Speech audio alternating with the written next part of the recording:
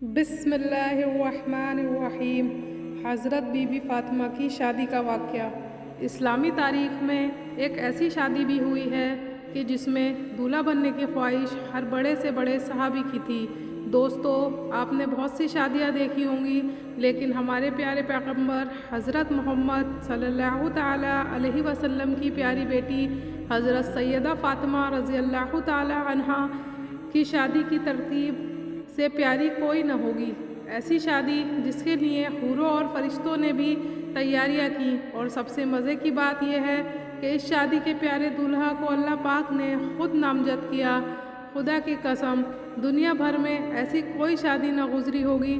سیدہ فاطمہ طاہرہ باقرہ عابدہ جب عہد طفولیت سے سنِ بلوغت میں پہنچی تو آپ کا رشتہ لے کر بہت سے جلیل القدر صحابی حضور پاک صلی اللہ تعالیٰ علیہ وسلم کے پاس تشریف لائے، لیکن حضور نے سبھی کو یہی جواب دیا کہ مجھے اس معاملے میں اللہ پاک کے حکم کا انتظار ہے۔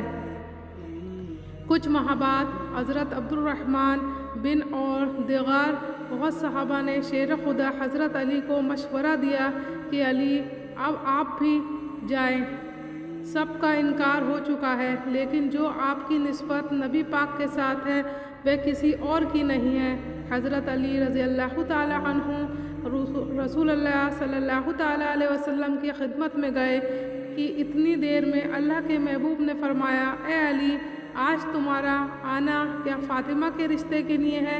تو حضرت علی نے نظریں جھکا کر فرمانے لگے، جی یا رسول اللہ صلی اللہ تعالیٰ علیہ وسلم نے فرمایا کہ مجھے جبرائیل نے پہلے ہی خبر دے دی ہے۔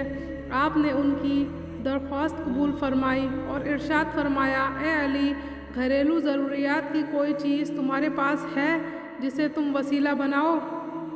حضرت علی نے فرمایا کہ میرے پاس ایک تلوار، ایک اونٹ اور ایک زرہ ہے۔ حضور نے فرمایا، تلوار کی تمہیں ضرورت ہے، ہر وقت جہاد کے لیے تیار رہتے ہو، اور اونٹ تمہاری سواری کے لیے ہے، وہ بھی ضروری نہیں۔ میں تیری طرف سے ذرہ پر اتفاق رکھتا ہوں، اور علی، تمہیں بشارت ہو کہ اللہ تعالیٰ نے میرا اور فاطمہ کا نکاح آسمان میں باندھ دیا ہے۔ مجھے اللہ تعالیٰ کی طرف سے یہ حکم ہوا ہے کہ میں ابھی سب کے سامنے تمہارا اور فاطمہ کا نکاح پڑھا دوں۔ اس طرح رسول اللہ صلی اللہ تعالیٰ علیہ وسلم نے علی کا نکاح پڑھا دیا۔ جب حضرت فاطمہ کی رخصتی کا وقت آیا تو حضور صلی اللہ تعالیٰ علیہ وسلم کے پاس تمام ازواج محترمات جمع تھے۔ انہوں نے حضور کے ساتھ حضرت امیز باتیں کرنا شروع کر دی۔ حضرت سلمہ رضی اللہ تعالیٰ عنہ نے حضرت خدیجہ رضی اللہ تعالیٰ عنہ کا ذکر کیا اور فرمانے لگی کہ خدیجہ اگر آج زندہ ہوتی تو فاطمہ کے متعلق ہمیں کوئی پریشانی نہ ہوتی اور ہماری آنکھیں روشن ہوتی۔ یہ سن کر حضور صلی اللہ تعالیٰ علیہ وسلم کی آنکھوں میں آنسو آ گئے اور فرمایا، خدیجہ جیسا کوئی بھی نہیں۔ اس نے اس وقت میری تصدیق کی جس وقت سب نے تغذیر کی، اپنے سارے مال کا مجھ پر خرچ کیا، اللہ تعالیٰ کے دین کو قبول کیا، یہاں تک کہ میں نے اس کی زندگی میں ہی اسے جنت کی بشارت دی۔ پیغمبر نے ہجرت کے دوسرے سال پہلے ذی الحج کے دن حضرت فاطمہ کو سیدنا علی کے گھر بھیجا، اس لیے شادی اور نکاح کے درمیان تقریباً 10 مہینے کا فاصلہ تھا۔ شاید نکاح کا سیرہ جلدی پڑنے کی وجہ یہ تھی کہ دوسرے رشتے مانگنے والے لوگوں کے لیے جواب واضح ہو جائے، اور شادی کی دیر کرنے کی وجہ یہ تھی کہ فاطمہ جسمانی رشتوں نما کے لحاظ سے بہتر ہو جائیں اور انہیں جنت کا جو آقا نامدار مدنی تاجدار رسول ذی وقار دونوں عالم کے مالک مختار صلی اللہ تعالیٰ علیہ وسلم نے شہزادی اسلام حضرت بی بی فاطمہ کو دہیج میں جو سامان دیا اس کی فہرست یہ ہے: ایک چادر، بان کی ایک چارپائی، چمڑے کا گدا، اس میں روئی کی جگہ کھجور کی چھال بھری ہوئی تھی، ایک جاگل، ایک مشت، 2 چکیاں اور 2 مٹی کے گھڑے۔ حضرت علی احمد کے ساتھ حضور کی خدمت میں حاضر ہوئے۔ حضرت علی فرماتے ہیں کہ حضور نے مجھ سے پوچھا، کیا تم زوجہ کے ساتھ رہنا چاہتے ہو؟ میں نے عرض کیا، جی یا رسول اللہ۔ آپ صلی اللہ تعالیٰ علیہ وسلم نے ارشاد فرمایا، بڑی محبت इज़्ज़त से इंशाअल्लाह अज़्ज़ व जल। आज रात से तुम अपनी ज़ौजा के साथ रहा करोगे।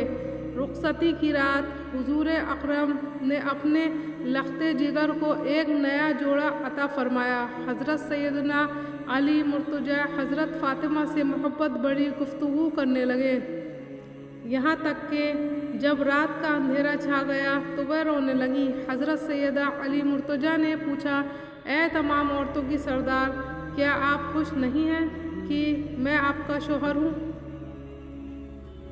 और आप मेरी बीवी हैं? कहने लगी, मैं क्यों कर राज़ी न होंगी, आप तो मेरी रज़ा बल्कि उससे भी बढ़कर हैं। मैं तो अपनी इस हालत को मामलों के मुताबिक सोच रही हूँ कि जब मेरी उम्र बीत जाएगी और मुझे कब्र में दाखिल कर दिया जाएगा, आज मेरा इज़्ज़त व फ़ख्र के बिस्तर में दाखिल होना कल कब्र में दाखिल होने की मानिद है। आज रात हम अपने रब की बारगाह में खड़े होकर इबादत करेंगे कि कहीं इबादत का ज़्यादा हक़ रखता है। इसके बाद हम दोनों इबादत की जगह खड़े होकर रब क़दीर अज़्ज़ व जल की इबादत करने लगे। इसी लम्हे एक बूढ़ी औरत ने सदा दी कि एक जोड़े का सवाल करती हूँ। हज़रत सैयदा फ़ातिमा ने यह सुना तो आपने कुरान की आयत याद करने लगी कि तुम हरगिज़ नेकी की मंजिल तक नहीं पहुँच सकते जब तक तुम अपनी महबूब चीज़ों में से राह खुदा में इफ़ाक़ ना करो। आपने शफ़े ज़फ़ाक़ में ही अपना शादी वाला जोड़ा जो हुज़ूर सल्लल्लाहु तआला अलैहि वसल्लम ने इन्हें दिया था उस बुढ़िया को दे दिया। अल्लाहु अकबर।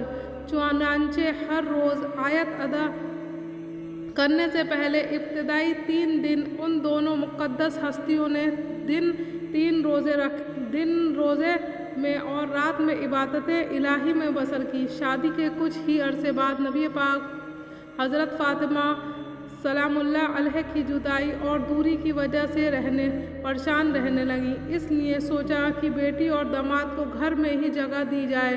हज़रत हारिस बिन नुमान रज़ी अल्लाह ताला अन्हु जो कि जलीलुल क़दर सहाबी थे, जब उनको इस बात का पता चला तो वह हुजूर के पास आए और कहने लगे, खुदा की कसम मैं चाहता हूँ कि मेरा जो घर आपके साथ है वह आप ले लें। हुजूर फरमाने लगे, अल्लाह तुम्हें इसका अज्र दे।